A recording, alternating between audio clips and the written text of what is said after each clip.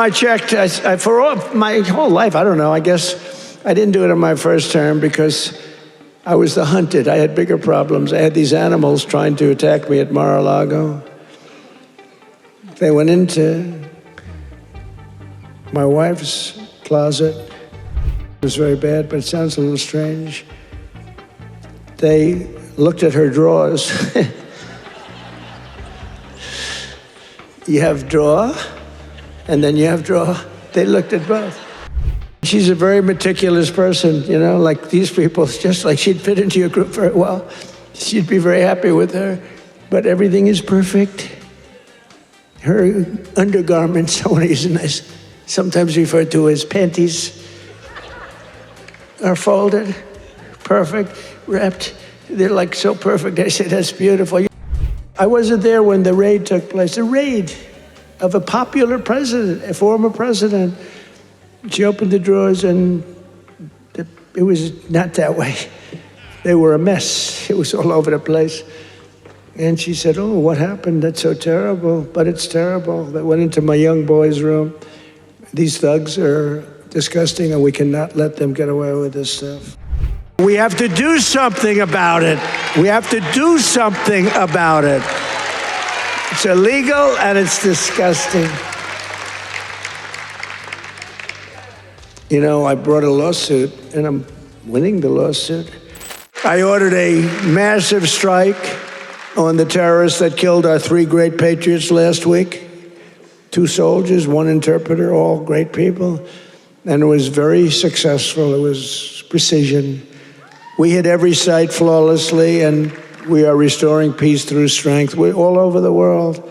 I settled 8 wars in 10 months, destroyed the Iran nuclear threat, ended the war in Gaza, and got the release of hostages, both living and dead, and created peace in the Middle East. We have peace in the Middle East, first time in 3 years, peace in the Middle East. I cut federal funding for any school that pushes critical race theory or transgender insanity. And we completely banned the chemical and surgical mutilation of children.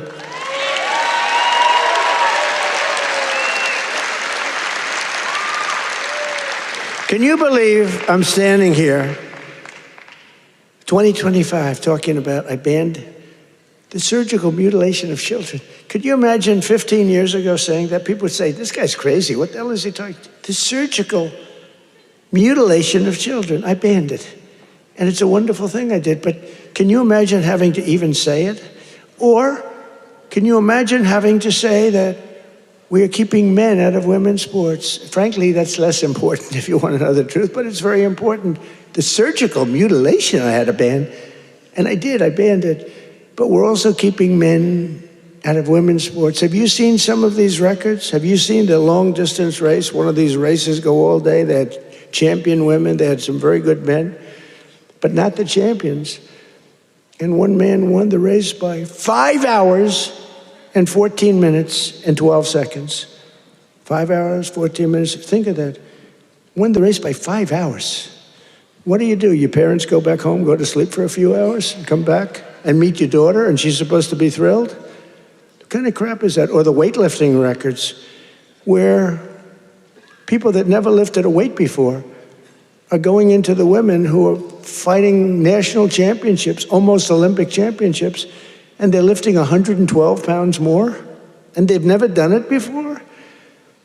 Or the boxers that are getting decimated. You saw the Olympics where they had 2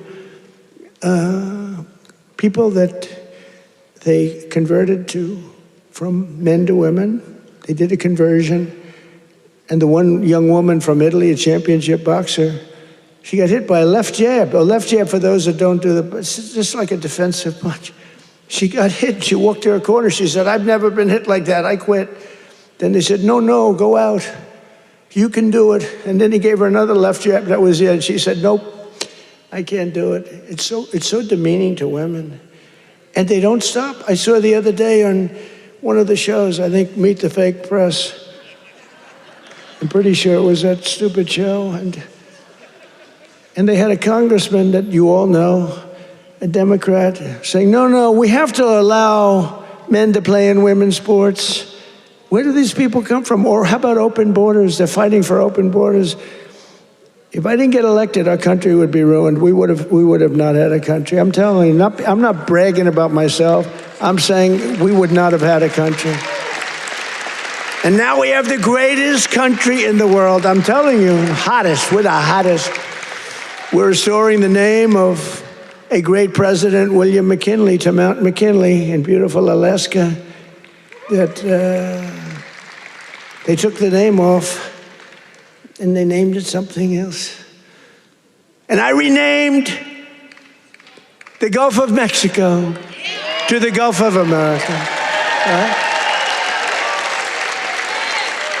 That was a good one. Well, you know, I checked for my whole life. I don't know. I guess I didn't do it in my first term because I was the hunted. I had bigger problems. I had these animals trying to attack me at Mar-a-Lago. They went into my wife's closet. And I'll say this. Number one is very bad, but it sounds a little strange. They looked at her drawers. You have drawer, and then you have drawer. They looked at both. And she's a very meticulous person, you know, like these people, it's just like she'd fit into your group very well. She'd be very happy with her, but everything is perfect. Her undergarments, I want to use a nice, sometimes referred to as panties, are folded, perfect, wrapped. They're like so perfect. I said, that's beautiful. You know, it's the part of the world she came from. Everything was perfect, no problem. Fold, fold, fold. I think that she steams them, make sure. Just that it. We came home. I wasn't there when the raid took place. The raid of a popular president, a former president. She opened the drawers and it was not that way. They were a mess. It was all over the place. And she said, oh, what happened? That's so terrible. But it's terrible. They went into my young boy's room. These thugs are disgusting, and we cannot let them get away with this stuff. We have all the evidence now. We have all the evidence, and we have to do something about it. We have to do something about it. It's illegal, and it's disgusting.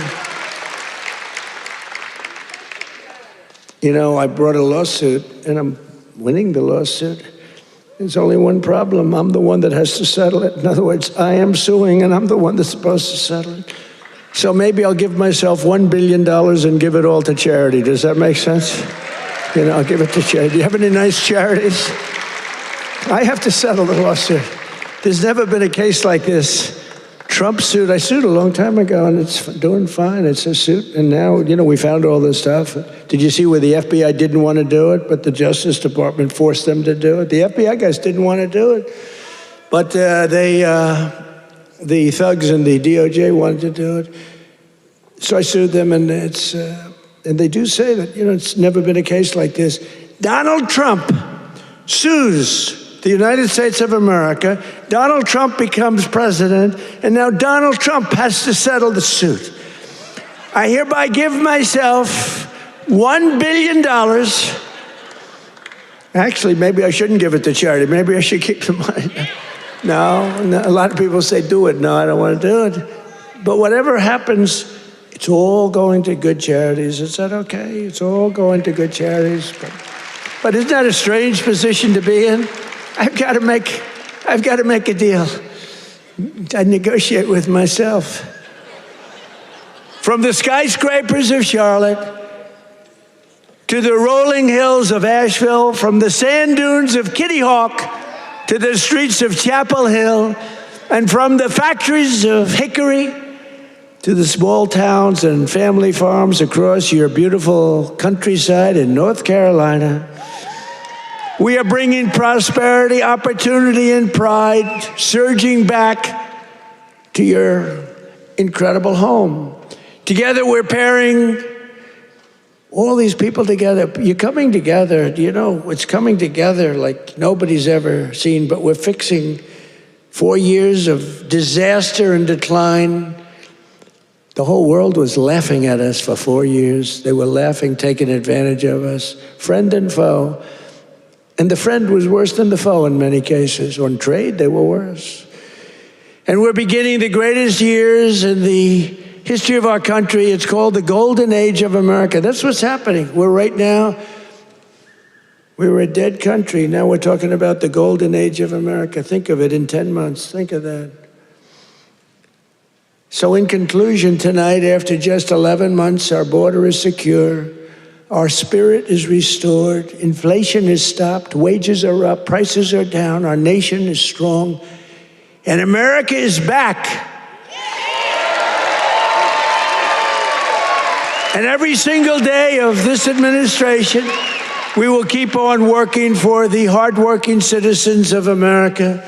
We will fight, fight, fight. We will win, win, win. And with your help, we will make America powerful again. We will make America wealthy again. We will make America healthy again. We will make America strong again. We will make America proud again. We will make America safe again. And we will make America great again. Thank you, North Carolina. God bless you all. And Merry Christmas.